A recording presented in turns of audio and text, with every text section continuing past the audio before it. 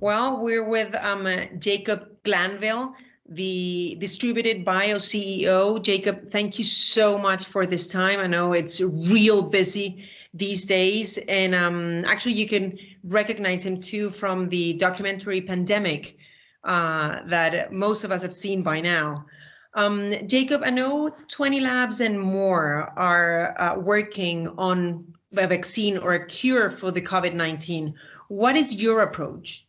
Sure. So first off, thank you for taking the time to speak with me. I'm glad to take these moments just to get some of the information out. I think if people are informed, then they're more prepared and they're more likely to be confident and not scared. So my laboratory is one of the many groups that are working on a medicine. What we're doing is making an antibody therapeutic. You can think of that like a vaccine, except that with a vaccine, you inject little pieces of the virus, and then the person's body responds to that over 6 or 7 weeks to make antibodies, and then that person could be protected. What I'm making is I'm skipping that whole process, and I'm just creating the antibody directly. So we inject that into the person, so that person is protected within minutes of receiving the injection. Will that reverse the damage that it could be happen in the lungs, for example? Yeah, so like a vaccine, for instance, you can't give to a patient, because if the vaccine takes 7 weeks to work, by the time you give them a vaccine, by the time the vaccine would do any good, they either are already recovered or they have died. Whereas with an antibody, you give it to a patient, within 20 minutes, it's in their body and it can protect and neutralize the virus. So it's a treatment you could give to patients to cure them. It's also a treatment you could give to doctors and nurses, and you inject them with the antibody, and the antibodies last a long time. For like 8 weeks, 2 months, they'll be in your body and they'll protect you so you don't get sick. Sounds like magic, but how long until this could be ready for a population? So the reason that I chose an antibody was I knew we were rushing to find a cure. And we need a cure both to protect our families, our health, but also our way of life and our global economy. It's very important that we have a new medicine because it's so infectious. Vaccines are important, but I thought they were going to take too long to be helpful for the world right now, because we're estimating 18 months, so the end of 2021, maybe even 2022, before a vaccine would be ready. An antibody you can produce much faster. So what I did in January is I started engineering old anti-SARS antibodies. So these are antibodies that recognize the SARS virus from almost 20 years ago. These are great drugs. If you ever needed to treat SARS, these things would be the medicine. And I used a technology in my laboratory where we can tweak or engineer those antibodies to race to catch up to the new coronavirus, because SARS and the new coronavirus are like old cousins, and we can evolve those antibodies. And the advantage of this is that my laboratory was able to do this very quickly to adapt an already good medicine against SARS to become an excellent medicine against COVID-19. So we are done with our engineering in the next few weeks. So the week of April 13th, we're done. We're sending our antibodies to the military in the United States, US AMRID. They're going to test it to see how potently it neutralizes the virus, both COVID-19 causing CoV-2, as well as the SARS virus. At that point, we start doing safety and scale up, and we could, assuming we can process red tape and assuming the manufacturing goes smoothly, we could run a human study in the summer that would give us enough information to tell us if the drug is working. Then, if the drug is working, we could begin releasing it to the larger human population through something called compassionate use, which says that if it's evidence that this is working well and it's safe, and there's no other good medicine, you can start releasing it to hundreds of thousands of people even before you complete the additional normal medical trials. So this, by my estimation, is the fastest way we can get a medicine as soon as possible to treat the population, because right now there is no medicine for COVID-19. Yeah. So in that case, in order for it to get to Latin America, how long do you think it will take? Would that be the same time? So by September we could have it? Yeah, our objective is to have it for to all human populations by September. There's a couple of things need to go right.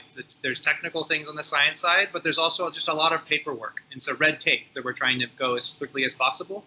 But yes, our objective is to make everybody have access to it as quickly as possible. The nice thing about compassionate use protocols is that individual nations can just choose to accept the compassionate use protocol, which means there aren't the same types of limitations on distributing medicine globally. It just becomes the question of how can you produce enough to reach everybody who needs it.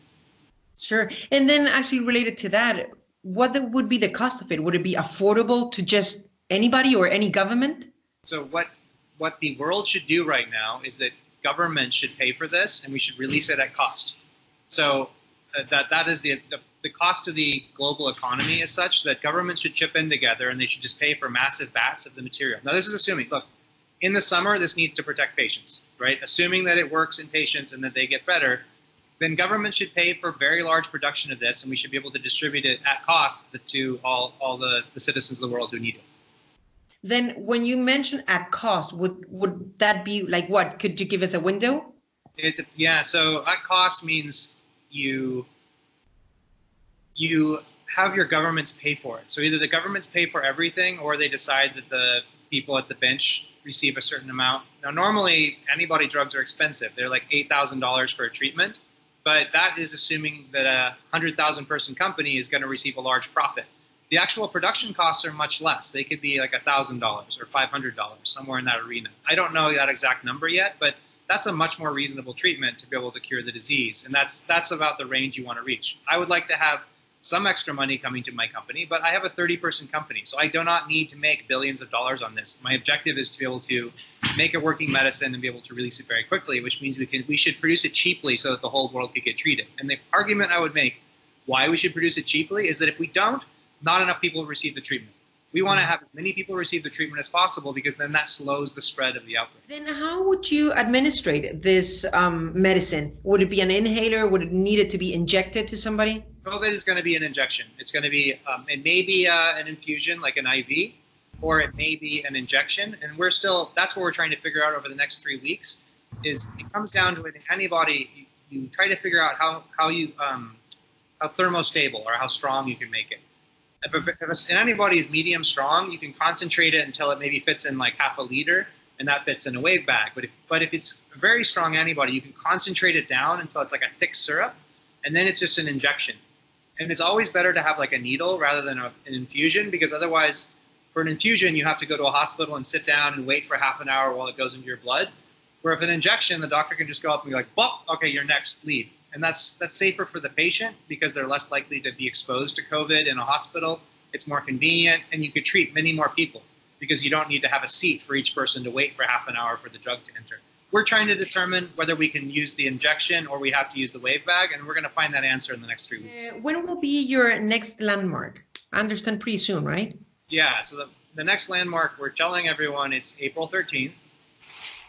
Could be earlier, but we'll say April 13th. And at that point, when we have the good news, you'll hear about it, as will others. And then that basically has told us that, yes, we have a molecule. It's super high affinity. It's super thermostable. It hits the neutralizing epitope. Then we send that material over to the military. And then they're going to go test it because they have facilities where they have the CoV-2 virus. They also have the SARS virus, which is quite dangerous. And they can test, because our antibodies should be able to neutralize SARS and also CoV-2, and potentially a whole bunch of other coronaviruses in between. So they will do that test. That's our next exciting point. At that point, that's a drug. At that point, it's really the next exciting thing will be we are shaking the tree of the U.S. government to try to help pay for this study that we think should run in the summer.